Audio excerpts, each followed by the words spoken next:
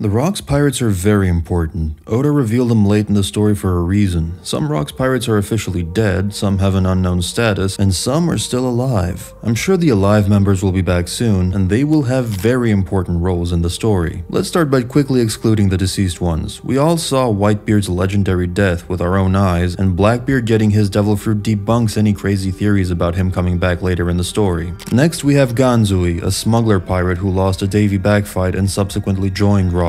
He was revealed 2 chapters ago, but unlike other newly revealed Rocks members, he is deceased. Either during or some time after the God Valley incident, he perished and was later revived by Gecko Moria as zombie number 889, a general zombie. Gil Baster was the main character of the one-shot Wanted. He had an extremely high bounty gained from killing many people in self-defense. Later, Gil became a member of the Rocks Pirates. After his death, his corpse was taken by Gecko Moria and he too became a general zombie. Captain John was a famous pirate notable for collecting one of the most significant treasures in the world, his fabled treasure cave and the riches within, which have long been sought after by Buggy. His corpse was also found by Moria, and we saw him as a general zombie at Thriller Bark. According to the One Piece wiki and the information we have, the last deceased one is Xebec, probably the strongest pirate of the old era and the captain of the strongest crew we've seen in One Piece. He was ultimately defeated during the God Valley incident by an alliance formed by Monkey D. Garp and Roger, and it was said that he died. However, we have no official confirmation of this. After revealing him so late in the story, it's logical to think he won't just be a flashback character, so theories about him being alive make a lot of sense. Now I will list the most popular and sensible theories about Rocks being alive. One theory is that Rocks is in Blackbeard's body with the help of some kind of power. Maybe Big Mom used her devil fruit to take Rocks' entire soul and put it in Rocks' son, Blackbeard. That could be why he can't sleep and why Luffy and Zoro sensed that Teach was not a single person, because Teach has 2 souls, his own and his father's. Because of this, he could eat 2 devil fruits. Another idea is that he is alive but somewhere else, maybe hiding, frozen, or turned to stone. It was mentioned that Boa's fruit's petrification lasts even after the user dies. The world government obviously had the Mero Mero no Mi in possession since they fed it to Boa.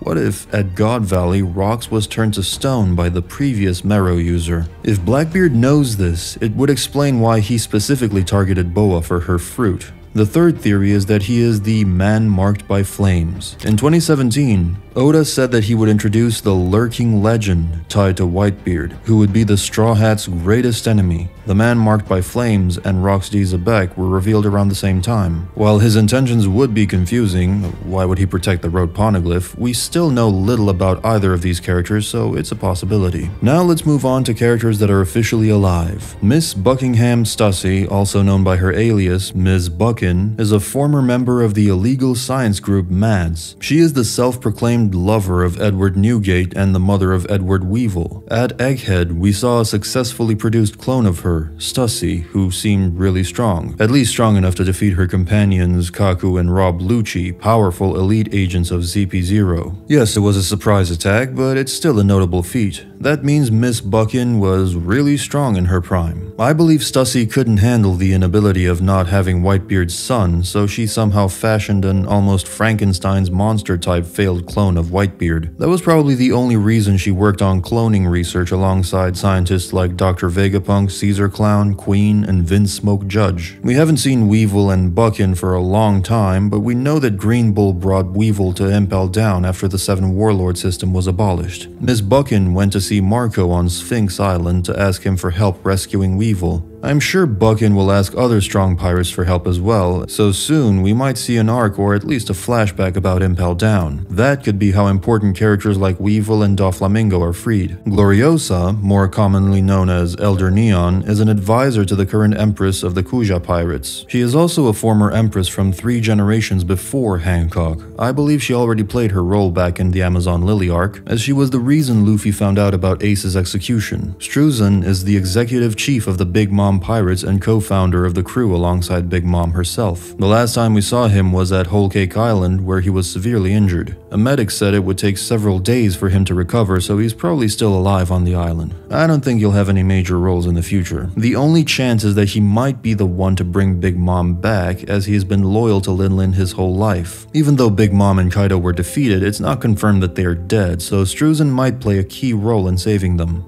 I believe Big Mom and Kaido are alive. First of all, Oda does not like killing characters, especially when one of them couldn't die even when he wanted to. Also, Luffy does not kill his enemies. Big Mom's last words were, "Don't you dare assume this is enough to kill me." And in addition, her homies are still alive. If there are any characters who could survive a nuke and a volcanic eruption, it would be them. Another possibility is that Kaido will repay his debt to Big Mom by sacrificing himself in lava, similar to Odin's legendary hour. That would be a really powerful moment for his character development. I don't think they'll have huge roles, especially Kaido, but I believe they will appear either in Elbaf, since Big Mom has been connected to it since childhood, or in the final war, where they could fight against the world government.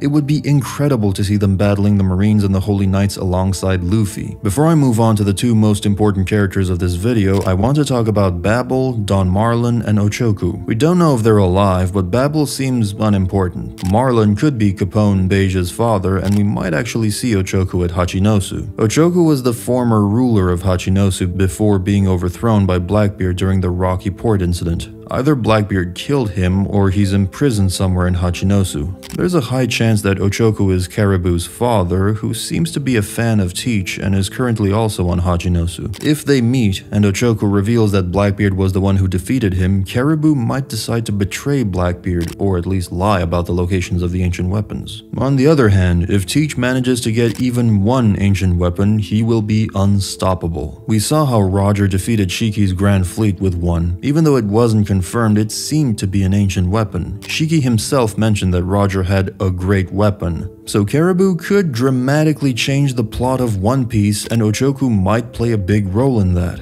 After being defeated by Shiki, then fighting against Garp and Sengoku, and later becoming the first pirate to ever escape Impel Down, Shiki has remained one of the most notable legends in the series. In a panel where Oda revealed the most important Rocks pirates, everyone shown had a role in the story. Stussy is playing a big role at Egghead. Big Mom and Kaido had their own major arcs. Whitebeard had Marineford. Captain John and his treasure have been mentioned since chapter 233 and are still relevant. Currently we're seeing Rocks' flashback, but Shiki is still missing. Oda hasn't forgotten about him. In a Wano flashback, Higurashi briefly transformed into him. In Wano, we also saw flying objects, and during the time skip, Shiki's ship was flying as well. It was revealed that Oda even considered mentioning Shiki in the Shanks Whitebeard meeting, but decided it would be too much information at the time. In Elbaf, we've seen animals similar to the ones in the One Piece film Strong World, a film that was about Shiki. This means Oda still has plans for him. As I mentioned, 27 years ago, with his massive pirate fleet and knowledge of an ancient weapon from Roger, Shiki believed they could conquer the world, and asked Roger to be his right-hand man. Roger refused, and when Shiki told Whitebeard about the plan, he refused as well. Shiki then disappeared to work on a 20-year plan exactly 20 years ago, meaning now is the perfect time for him to appear. It would be too speculative to predict exactly what Shiki's plan is, but I'm sure we will see him soon in the story. Finally, we have Kyo, also known as Silverax. I'm almost certain we'll see him again. Everyone assumed he was dead, but after seeing his design, it's clear he wasn't a zombie at Thriller Bark. Plus, his design is too impressive for Oda to just let him disappear. Maybe he'll appear in Elbaf in the final arc,